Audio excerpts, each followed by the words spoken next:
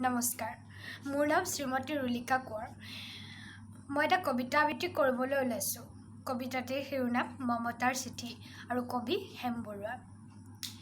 এয়া মম এডাল জ্বলাই লৈছোঁ, আজি বহু দিনৰ মূৰত তোমালৈ চিঠি লিখোঁ বুলি।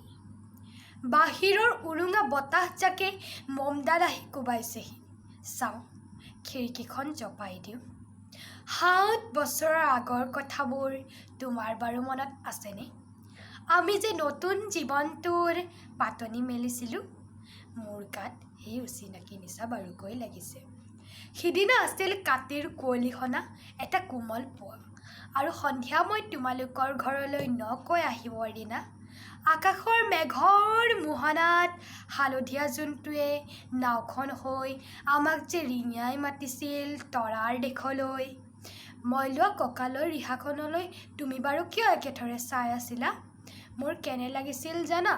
তুমি যে কোনোবা দূৰ বিদেশৰ স্বপ্নাতুৰ আলোকৰ মানুহ, আৰু মই যে নেপাহ তলসৰা শেৱালি। সিদিনা মোৰ মন সাগৰত এৰি অহা আৰু আহি পোৱা অনেক ঠোৰ কঁপনি জাগিছিল। আমাৰ দেউতাই যে চিঠি লিখিছিল, আই তই নতুন ঘৰখনত হাঁহি মাতি থাকিবি। এইবোৰ ৭ বছৰৰ আগৰ কথা। মোৰ যে সকলোবোৰ পুৰাণৰ সাধু যেনে লাগে। জেঠমহীয়া দেউতাৰ বছৰেকীয়া হৈ গ'ল। তোমাৰ বাবুলিতিয়া বৰটো হৈছে বুজিছা, আৰু তাৰ ওপৰ পাৰিত ডালিমগুটি যেন দাঁত ওকণি গজিছে। সি মোক একেবাৰে এৰিকে নিদিয়ে। কেতিয়াবা মোৰ যে ইমান খং উঠে নহয়, তুমি নাই নহয় সেইকাৰণে।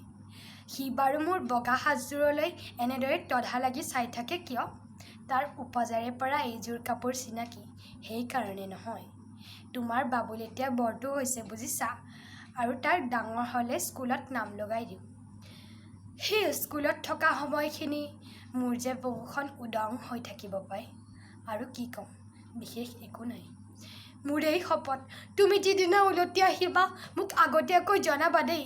মই ভোক দৈ দি ভটিয়াই গৈ বুঢ়ালুইদৰ বুকুৰ পৰা তোমাক ৰিঙিয়াই মাতিম।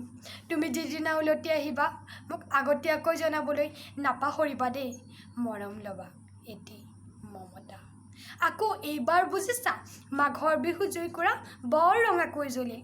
আমাৰ আইতাৰ কলি ছাগলীজনী 2টা পোৱালি জগিছে, এটা সুত বগা আনটো পখৰা। নমস্কাৰ।